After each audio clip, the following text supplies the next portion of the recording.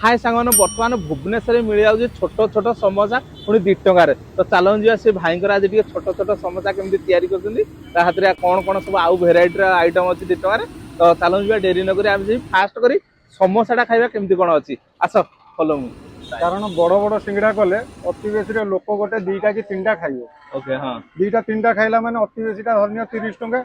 Okay ए सिंगड़ा देबे मु छोट करिवार कारण प्राइसटा अधिका पड़ी जीवो लोक अधिका खाइबे। ओके ओके तापर समस्त बड़ सिंगड़ा खाइबा को पसंद करंतनी।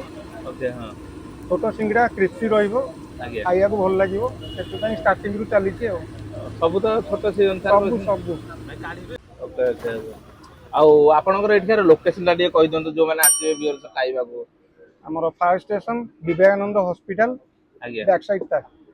ओके थैंक यू भाई धन्यवाद।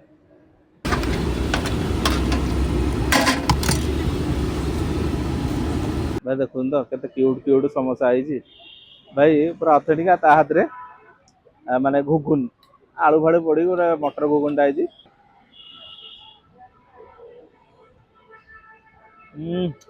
मोबाइल अच्छी